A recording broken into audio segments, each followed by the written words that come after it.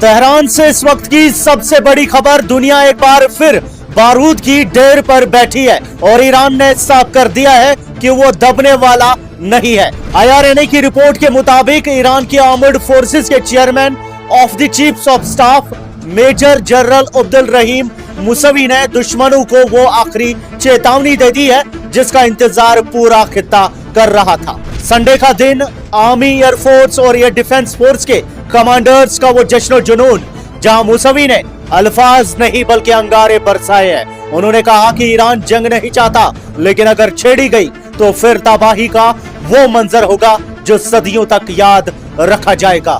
दोस्तों, जनरल मुसवी का कहना था कि ईरान की तलवार हमेशा मियान से बाहर है, लेकिन उनका इरादा किसी इलाकाई जंग का आगाज करना हरगिज नहीं। मगर याद रखिए, ये नरमी कमजोरी नहीं बल्कि एक जिम्मेदार रियासत का वकार है। अगर जंग थोपी गई तो निशाना सिर्फ और सिर्फ वो एग्रेसर्स होंगे जो आज आग से खेल रहे हैं। मगर अफसोस कि इस जंग की लपेट में पूरा खित्ता बरसों पीछे चला जाएगा और इसका जिम्मेदार सिर्फ और सिर्फ अमेरिका और इस्राएली रिजीम के वॉरमोंगर्स होंगे। पिछले 47 साल ये कोई मामूली वक्त नहीं है। मुसवी ने तारीख के पन्नों को पलटते हुए याद दिलाया कि ईरानी कौम ने अमेरिका का असली चेहरा देखा है, वो अमेरिकी जो धोखाधड़ी, फरेब और लालच का दूसरा नाम है। उन्होंने कहा कि 47 साल की इस दुश्मनी ने ईरान की नई नस्ल को पहले से कहीं ज्यादा मजबूत और पुरअज़म बना दिया है। ये नस्ल डरती नहीं है, ये नस्ल झुकती नहीं है, ये वो नस्ल है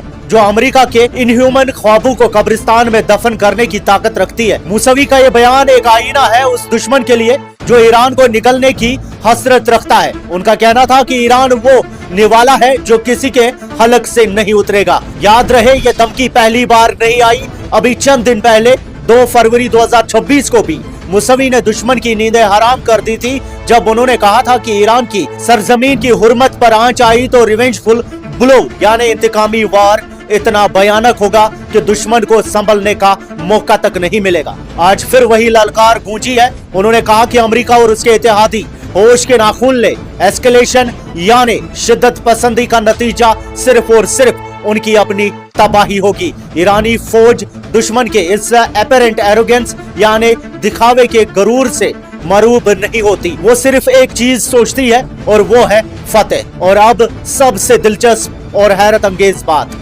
जनरल मुसवी ने उन लोगों को निशाना बनाया जो पिछले कई महीनों से वीक ईरान यानी कमजोर ईरान का प्रोपेगेंडा कर रहे थे। उन्होंने बड़े गरजदार अंदाज में कहा, जो लोग शहनाइयां बजा रहे थे कि ईरान कमजोर हो चुका है, आज वो या तो अपने अल्फाज वापस ले रहे हैं या फिर वो ईरान की ताकत का वो स्लैब यानी थप्पड़ खाने के लिए तैयार हो जाए जो उनकी तारीख बदल कर रख देगा। तेहरान से आने वाली ये गरज अब सिर्फ बयानात तक महदूद नहीं लगती।